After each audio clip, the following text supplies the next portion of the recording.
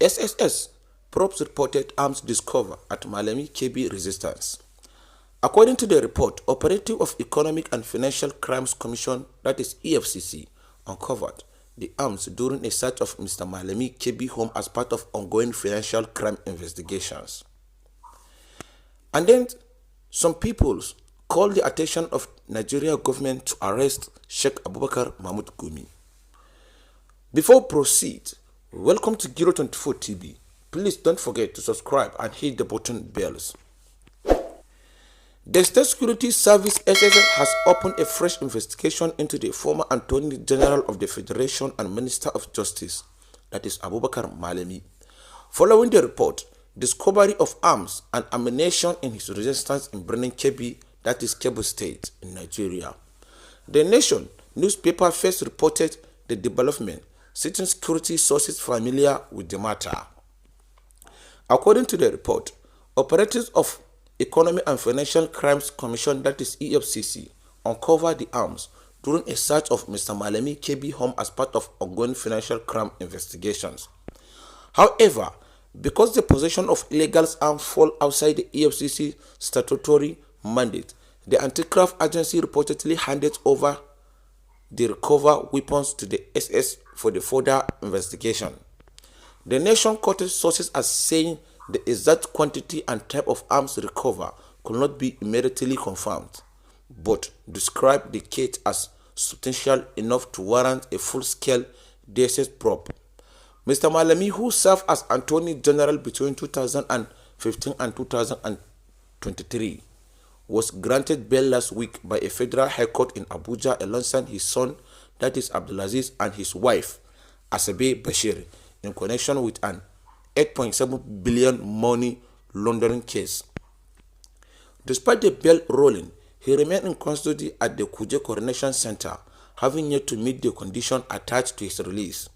Last week, Sahara reporters alleged that the former minister was deliberately slowing down the perfection of his bail to avoid an imminent rearrest by the SSS over the arms-related investigation and alleged terrorism financial offense.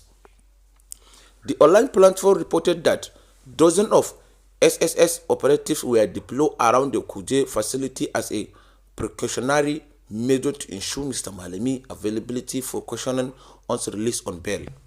One security source, quoted by both Sahara reporters and The Nation, claimed that the inventory of the arms allegedly recovered from Mr. Malami's resistance had already been transferred to the SSS. It is now left to Malami to explain to the DSS how he came about the arms. The source was quoted as saying, an EFCC source also told reporters that Mr. Malami had not fulfilled the requirement for his bail and remained in lawful custody, dismissing social media reports suggesting that he had regained his freedom. The sources added that investigation into Mr. Malami's activities began several years ago and predated the current leadership of the EFCC. The EFCC chairperson Ola Olukoyede confirmed during an interview on channel television on Sunday night that he inherited the Malami case upon assuming office. Meanwhile, a federal high court in Abuja last week ordered the interim forfeiture of 57 assets allegedly linked to Mr. Malami and his two sons, valued at about 213.2 billion. The court granted the former Attorney General and other interested parties 14 days to show cause where the assets shall not be permanently forfeited to the federal government under the non-conviction asset forfeiture provision of the EFCC establishment ACT. Mr. Malami has yet to publicly respond to the latest arms-related allegation as of the time of filing this report. Some people accuse Sheikh Gumi of defending terrorists after US bomb ISIS base in Sokoto.